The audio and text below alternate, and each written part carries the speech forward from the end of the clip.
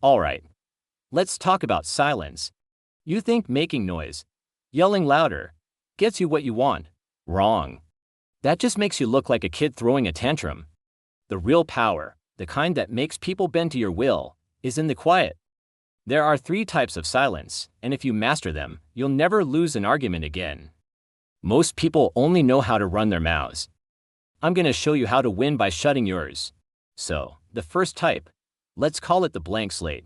This is the one you use when someone's coming at you hot, accusing you of something, or just plain losing their mind. They're screaming, pointing fingers, their face is turning red. What do? Nothing. You just look at them, no expression, no nodding, no just a calm, steady gaze. It's like holding up a mirror. All that crazy energy they're throwing at you has nowhere to go but right back at them. They'll start to falter.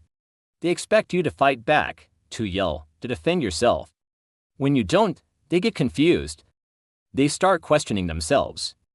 Am I being unreasonable? Am I looking crazy right now? They'll talk themselves into circles, trying to fill the void you created. They'll keep talking, revealing more than they should, maybe even admitting where they were wrong, all because you gave them nothing. You just stood there, a blank wall, and let them punch themselves out. It's beautiful, really. They do all the work, and you come out on top without saying a word. Try it next time your boss or your partner is giving you grief. Just stare, stay quiet, and watch the magic happen. Now, for the second type of silence. I call this one the question mark. This is more active.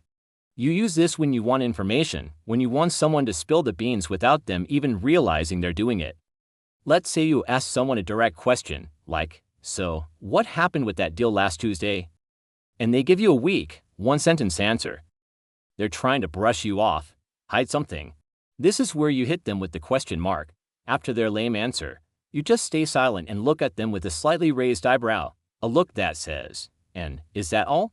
You don't repeat the question, you don't ask another one, you just hold that silence. It's uncomfortable, it's awkward. People hate awkward silence. They'll feel an overwhelming urge to fill it. They'll start talking, adding details, explaining themselves, justifying their answer. Well, it was complicated because Tony was there and he said, and then the paperwork wasn't right. Boom, they just gave you everything you wanted to know, all because you made them uncomfortable for 3, maybe 4 seconds. You didn't push, you didn't threaten.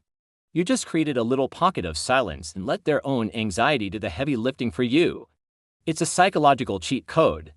By the way, if you're finding this useful, and you want to learn more ways to get what you want out of life without having to beg for it, do me a favor. Hit that like button and subscribe to the channel. I'm dropping gems like this all the time. Don't be the guy who misses out. Now, back to business. We've covered the blank slate for defense and the question mark for digging up info. Now for the kill shot. The third type of silence, the final word. This is the most powerful one. This is the one you use to end an argument and declare victory. This isn't about being passive. This is about making a statement so powerful that nothing can follow it. Picture this, you're in a negotiation, a heated discussion. You've gone back and forth. You've made your points. Now it's time to close. You state your final position. Calmly, clearly, and with total conviction. My final offer is $50,000. Take it or leave it. And then, silence. Absolute, deafening silence. You don't fidget. You don't look away. You don't add, but maybe we could. Nothing. You've drawn your line in the sand. The silence that follows is the exclamation point. It tells them this is not a negotiation anymore. This is a decision. The weight of that silence puts all the pressure on them. They have to be the one to break it. If they break it by arguing more, they look weak, like they're pleading. If they break it by accepting your terms, you've won. If they walk away, that was their choice. But you never budged. You held your ground. The final word silence communicates strength, finality, and unshakable confidence. It's the ultimate power move. It says, "I'm done talking. The ball is in your court." And in most cases, they'll fold, because people are intimidated by that level of certainty. They're used to waffling, to back and forth. When you give them a brick wall of silence, they don't know what to do but surrender. So let's put it all together.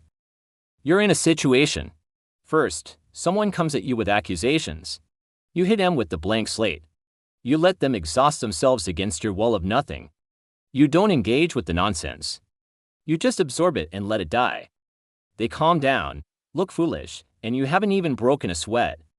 Then, you need to understand what's really going on. You ask a simple question.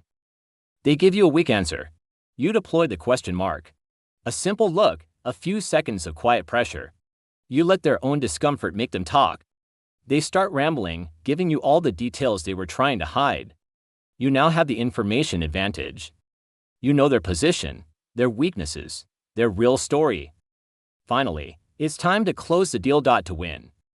You've listened, you've gathered your intel. Now you make your move. You state your terms, your decision, your final point, and you follow it up with the final word. Complete, total silence. You've made your play, and you're not backing down. The pressure is now entirely on them to react to your world, to your terms. You've controlled the entire interaction, from start to finish, mostly by saying nothing at all. You went from defense to offense to victory, all by mastering the pause.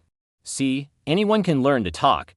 But learning when not to talk, that's a real skill. That's a weapon. It's about psychology. It's about understanding that humans are uncomfortable with vacuums, and they will rush to fill them. You just provide the vacuum. So, the next time you feel that urge to shout back, to argue your point into the ground, to fill every second with noise, don't. Take a breath. Choose your silence. And watch how the world starts to bend your way. If you want to see how to use these tactics in a real-world negotiation, check out this next video on the screen. I break down a situation where silence made me a hell of a lot of money. You don't want to miss it.